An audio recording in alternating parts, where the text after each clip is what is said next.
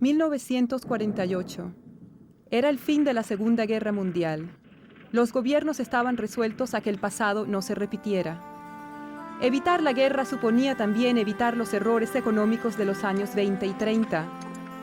Imponiendo barreras comerciales, la gente creía proteger su economía, pero lo cierto fue que la paralización del comercio vino a provocar la ruina económica. Por lo tanto, en 1948 había que recomponer todo el sistema político y económico mundial, y la clave era la siguiente: estabilidad y un cierto sentido de comunidad mundial. Las organizaciones internacionales se crearon para la cooperación económica y la paz. Solo 23 países firmaron el GATT, pero se convertiría en elemento esencial para la seguridad económica mundial.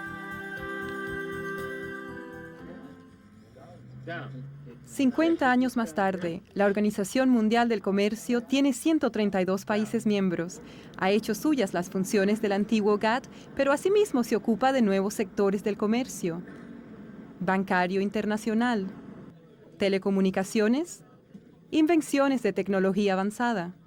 El GATT puso orden en la jungla del comercio mundial. Es mucho mejor estar en un organismo multilateral en el que los problemas entre países grandes y pequeños se dilucidan en un marco multilateral en el cual cualquier país puede tener aliados que lo apoyen en sus posiciones, que en el trato bilateral que nos retrae un poquito a la ley de la jungla del comercio mundial, donde la relación entre países de distinta fuerza económica hace que el país de menor cuantía se vea un tanto en desventaja. Las normas definían lo que los gobiernos podían y no podían hacer en materia de política comercial. Por ejemplo, los países no podían discriminar entre sus interlocutores comerciales. El GATT vino a ser también un foro en el que los países miembros podían solucionar sus diferencias y negociar la reducción de los obstáculos al comercio. En el marco del GATT se celebraron 8 rondas de negociaciones comerciales de creciente complejidad.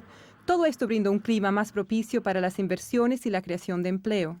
En sus 47 años de existencia, el GATT vio cómo desaparecían obstáculos comerciales y cómo el comercio mundial experimentaba un crecimiento sin precedentes. El número de sus miembros, que en un principio era de 23, aumentó hasta alcanzar los 128. La mayoría eran países en desarrollo a los que se dispensó un trato especial para ayudarles a adaptarse a las normas del GATT.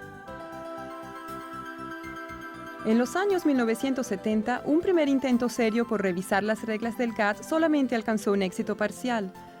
Solo algunos países firmaron todos los nuevos acuerdos de la Ronda de Tokio. Entretanto, la economía mundial atravesaba un periodo espinoso debido a los bruscos aumentos de los precios del petróleo y a las perturbaciones financieras.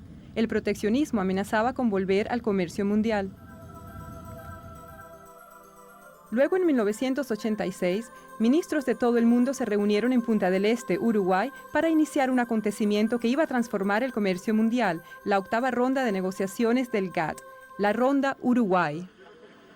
La ronda duró 7 años y medio y al final participaron en ella 125 países.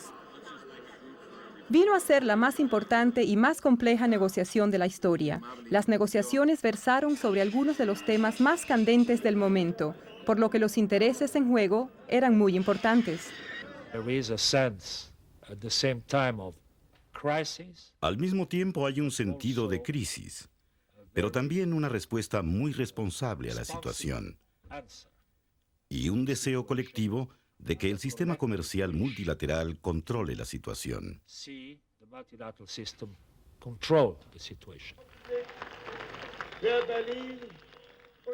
Durante ese tiempo, el mundo experimentó modificaciones de naturaleza aún más política y económica. Caían los muros de la Europa Oriental y el antiguo bloque soviético, cuyas economías se orientaban hacia los mecanismos del mercado y el comercio internacional. Eran también cada vez más numerosos los países en desarrollo que comprendían lo mucho que podían ganar abriendo sus mercados y participando de manera más amplia en el comercio mundial. Al final, cuando los ministros se reunieron en Marrakech en abril de 1994, tenían ante sí un acuerdo que representa la reforma más trascendental del sistema de comercio desde la creación del GATT. El acuerdo de la Ronda Uruguay es complejo, pero puede resumirse en dos logros importantes. El primero es la creación de una organización nueva, de condición jurídica plena, la Organización Mundial del Comercio. Creo que es indispensable, tanto desde el punto de vista económico como político, que se asigne a la OMC la función que para ella se prevé en las concluidas negociaciones de la Ronda Uruguay. De no ser así, el mundo en el que rápidamente nos aventuraríamos sería un mundo dividido, de bloques de países en pugna, de esferas de influencia en pos del tipo de ventajas que en otro tiempo condujeron a guerras y enfrentamientos. El segundo logro es que los acuerdos de la Organización Mundial del Comercio forman un todo con un ámbito de aplicación de amplitud sin precedentes. La primera reforma importante del comercio de productos agrícolas. La reducción gradual de las prolongadas restricciones sobre los textiles y el vestido. Una nueva reducción sustancial de los niveles arancelarios. Las primeras normas internacionales de comercio en el sector de servicios y de la propiedad intelectual. Y un sistema más efectivo de solución de diferencias. Todas las decisiones de la Ronda Uruguay fueron tomadas por consenso durante toda la ronda. Es decir, que en ningún momento hubo un país que al final de los finales se opusiera. Hay flexibilidad. Por ejemplo, a los países en desarrollo se les da más tiempo para adaptarse, pero al final ninguno desiste. No se pierde soberanía por adherirse a la Organización Mundial del Comercio. Esencialmente, la OMC representa un contrato entre países. Pasemos ahora al terreno personal. Yo firmo contratos. No hay duda de que restringen mi conducta, de que limitan mi posibilidad de actuar, pero lo hago porque sus beneficios me compensan.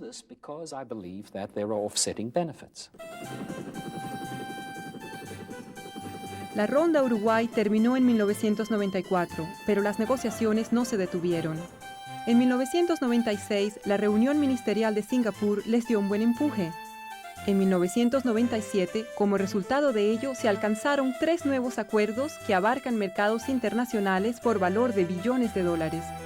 En servicios de telecomunicaciones, en libre comercio de una amplia gama de productos de tecnología de la información, tales como los ordenadores, en servicios financieros como los bancarios y los de seguros. En esos sectores, los productos y servicios serán más económicos, de mejor calidad y de más amplia disponibilidad. En los próximos años, la OMC ha de emprender otras negociaciones. Muchas de ellas son heredadas de la Ronda Uruguay. Otras se añadieron después. Las principales negociaciones nuevas sobre agricultura, servicios y otros sectores están previstas para fines de siglo.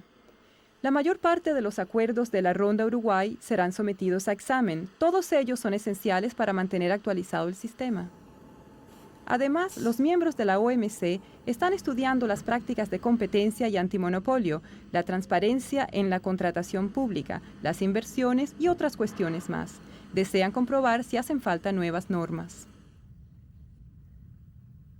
El volumen del comercio mundial es hoy día 15 veces mayor que hace 50 años. En la mayoría de los países, el sistema de comercio ha aportado una contribución vital al crecimiento económico, al desarrollo y al progreso técnico. En 1950, los Estados Unidos era el país más rico, seguido del Canadá y Europa. El Japón alcanzaba un 6º lugar. Adoptamos una política de apertura y el resultado fue la convergencia. Hoy, nuestros niveles de salario son bastante parecidos en todo el mundo desarrollado. Lo mismo cabe decir de los países en desarrollo dinámicos que adoptaron políticas de apertura y se integraron en la economía mundial. Creo que este es el gran atractivo de un sistema de comercio abierto.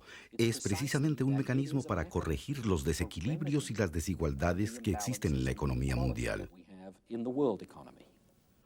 Pero junto a esta prometedora situación, la pobreza persiste. A los países menos adelantados les resulta difícil aprovechar los beneficios del sistema de comercio. Mi país, que forma parte del grupo de los países menos adelantados, sigue con interés el proceso actual de mundialización.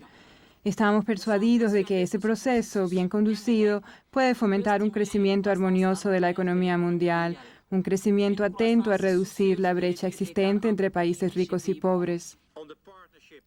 Puede hacerse más por ayudar a esos países a ponerse a la par de los demás y más se está haciendo. Recientemente, 26 países mejoraron el acceso a sus mercados para los productos exportados por los países menos adelantados. Ahora es el momento de acometer el problema de los países menos adelantados.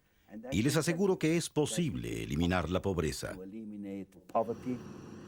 La OMC, el Fondo Monetario Internacional, el Banco Mundial y otras organizaciones internacionales trabajan ahora de común acuerdo para fortalecer el desarrollo de los países más pobres, prestarles asistencia en materia de formación y ayudarles a diversificar y mejorar sus servicios y su producción industrial. La OMC no es una torre de marfil. ¿De qué modo influyen en los procedimientos de la OMC la opinión pública y el sector privado? Por medio de sus gobiernos. Los gobiernos plasman las inquietudes nacionales por medio de negociaciones o debates que trasladan a la OMC. La liberalización del comercio mundial ha tenido efectos prodigiosos de elevación del nivel de vida y de creación de empleo. Sin duda, los desplazamientos de las empresas dan lugar a operaciones de arbitraje. Quizá hay delocalizaciones de empleos en unos casos y creaciones de puestos en otros. Creo que no se puede mantener indefinidamente la dicotomía diciendo se hace todo en el plano nacional, pero se quiere conseguir todo también en el internacional. Tiene que haber algo de los dos. El sistema contribuye a crear empleo. Todos los puestos de trabajo que se han creado en este decenio se deben por una parte al crecimiento. Por otra, el aumento de los salarios ha generado en los mercados un nuevo poder de compra que a su vez ha desarrollado la capacidad de las empresas que se han visto obligadas a contratar personal. Todo esto está encadenado. Se pide cada vez más insistentemente al sistema que tome en cuenta otras cuestiones generales que superan las fronteras nacionales. Por consiguiente, creo que es importante que la OMC mejore su propia capacidad de aprender de la sociedad mundial, porque los retos del siglo próximo son los del pasado siglo y los nuevos retos del futuro. Nos interpela el problema de la pobreza que no desaparece, el de la malnutrición y el hambre crecientes, los nuevos problemas del calentamiento mundial de la atmósfera y de la biodiversidad. Tenemos retos que nos obligan a vivir en un mundo unido. Las normas de comercio dan a los gobiernos plena libertad para proteger su medio ambiente, aplicar políticas sociales que promuevan el bienestar de su población y perseguir todos esos objetivos a través de otras organizaciones internacionales si así lo desean. El cometido de la OMC es lograr que esos objetivos legítimos no se conviertan en un proteccionismo encubierto.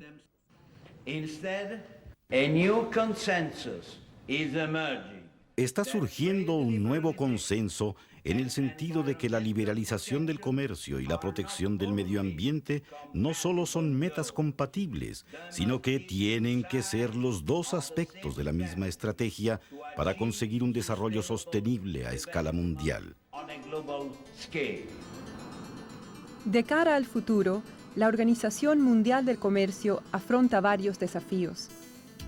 En primer lugar, ha de seguir el ritmo que imponen las nuevas prioridades en un entorno internacional sometido a rápidas transformaciones. Lo que no es menos importante, las nuevas tecnologías de la información hacen que el tiempo y el espacio se contraigan, tendrán para el comercio internacional efectos de grande alcance.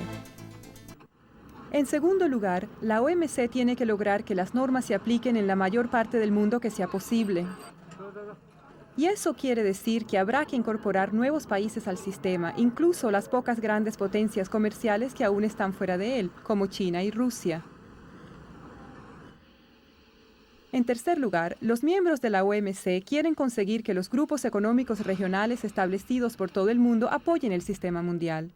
Y en cuarto término, por ser de ámbito mundial, ese sistema ha de velar por los intereses de los países más pobres, de manera que ellos puedan gozar plenamente de las oportunidades que ofrece un sistema comercial vigoroso y actualizado. Y tal vez el más importante de todos, lograr que el sistema responda a las aspiraciones de la gente en cada uno de los países miembros.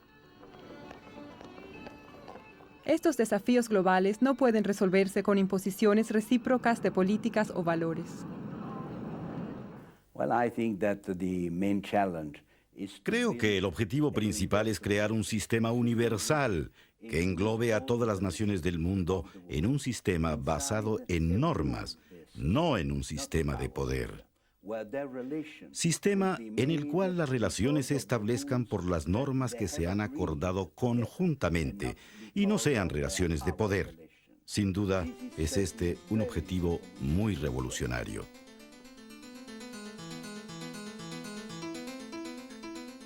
El mundo ha cambiado radicalmente en los últimos 50 años, pero no se han cambiado las opciones fundamentales que se nos presentan. Los gobiernos han aceptado la no discriminación y el consenso como la base de sus relaciones económicas. Han contribuido así a hacer del mundo un lugar más seguro.